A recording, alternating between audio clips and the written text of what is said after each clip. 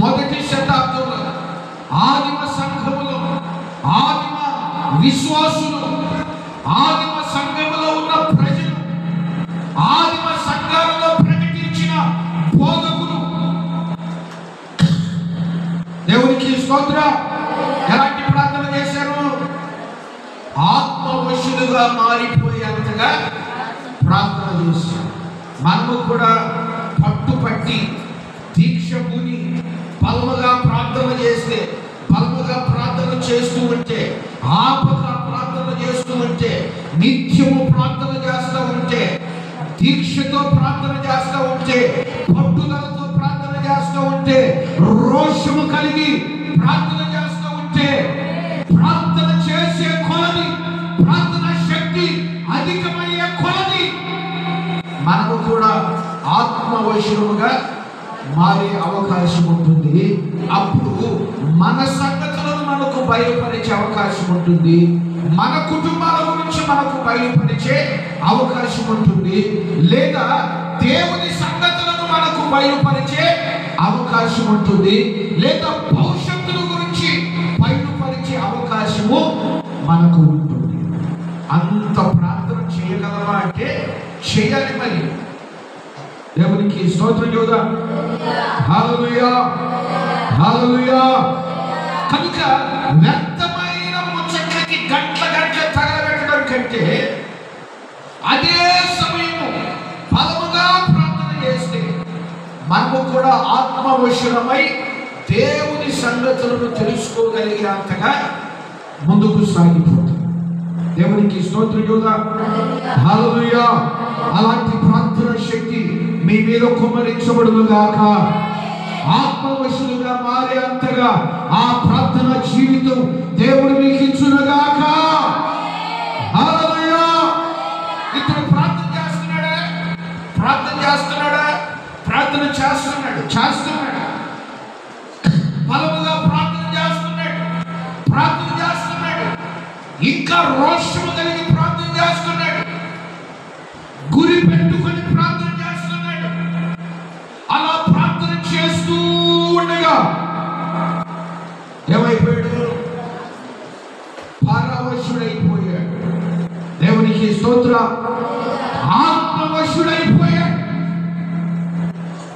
మరి ఆత్మవశుడైపోయాడు. ప్రార్థనలో ఆత్మవశుడైపోవడం వల్ల ఏం జరిగింది? అక్కడ తాను ఏం చేయాలో, పేతురు తాను ఏం చేయాలో దానిని దేవుడు బయలుపరిచాడు. దేవునికి స్తోత్రం చేద్దాం. హల్లెలూయా. తాను ఏం చేయాలో దానిని బయలుపరిచాడు. నీవు కూడా అంత ప్రార్థన చేస్తే నువ్వేం చేయాలో కూడా దేవుడు నీకు బయలుపరుస్తాడు. నువ్వు ఎలా నడుచుకోవాలో కూడా నీకు దేవుడు బయలుపరుస్తాడు. నీ కుటుంబాన్ని గురించి కూడా దేవుడు నీకు బయలుపరుస్తాడు. దేవునికి స్తోత్రం చేద్దాం. అందుకనే మనము బలమైన ప్రార్థనలు చేయడం అలవాటుగా మార్చుకోవాలి. బలమైన ప్రార్థనల ద్వారా ఆత్మవశులుగా మార్చబడతాం.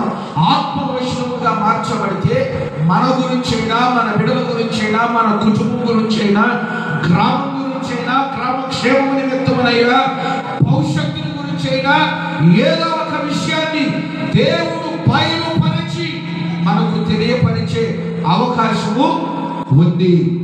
దేవునికి స్తోత్రం చేద్దాం. హల్లెలూయా, హల్లెలూయా.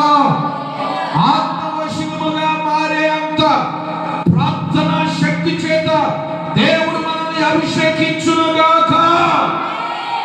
హల్లెలూయా. అపోస్తలుల కార్యములు 22వ అధ్యాయం. అపోస్తలుల కార్యములు 22వ అధ్యాయము 17వ వచనం. అంతట నేను యెరూషలేమునకు తిరిగి వచ్చి దేవాలయంలో ప్రార్థన చేయుచుండగా పరవశుడనై ప్రభువును చూచి తిని. చప్పట్లు కొట్టి గట్టిగా దేవునికి స్తోత్రము కలుగును గాక. హల్లెలూయా. అంతట నేను యెరూషలేమునకు తిరిగి వచ్చి ఎవరైనా అపోస్తలుడైనటువంటి పౌలు గారు యెరూషలేమునకు తిరిగి వచ్చి దేవాలయంలో ఏం చేస్తున్నాడంట? దేవాలయంలో ఏం చేస్తున్నాడు? ప్రార్థన చేయుచుండగా పరవశుడనై ప్రభువును చూచి తిని. దేవునికి స్తోత్రం. హల్లెలూయా, హల్లెలూయా, హల్లెలూయా, హల్లెలూయా. దేవాలయంలో ప్రార్థన చేయుచుండగా పరవశుడనై ప్రభువును చూచి తిని.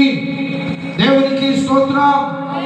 హల్లెలూయా, హల్లెలూయా, హల్లెలూయా, హల్లెలూయా, హల్లెలూయా.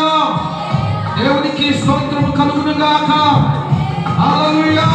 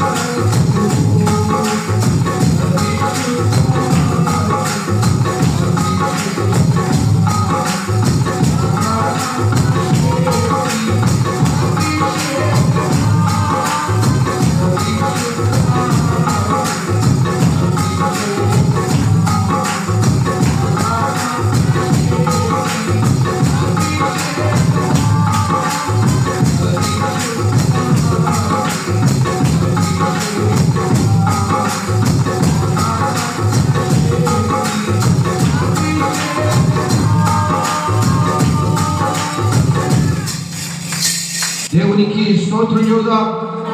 హల్లెలూయా. కనుక దేవుని సన్నిధిలో ఉన్నటువంటి మనము గమనించవలసిన వారమై ఉన్నాం.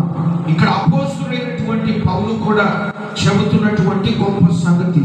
అంతటి నేను యెరూషలేమునకు తిరిగి వచ్చి దేవాలయంలో ప్రార్థన చేయుచుండగా పరవశుడనై ప్రభువును చూచి తిని. దేవునికి స్తోత్రం చెబుదాం. హల్లెలూయా, హల్లెలూయా.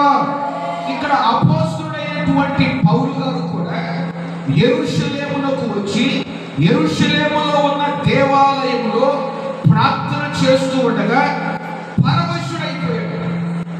పరవశుడై ఏం చూశాడు? ప్రభువును చూశాడు. దేవునికి స్తోత్రం చెబుదాం. హల్లెలూయా. ప్రభువుని ఎందుకు చూశాడు? ఆయన కొరకు ఏం చేయాలో, ఆయన కొరకు ఎంత త్యాగం చేయాలో, ఆయన కొరకు ఎంత కష్టం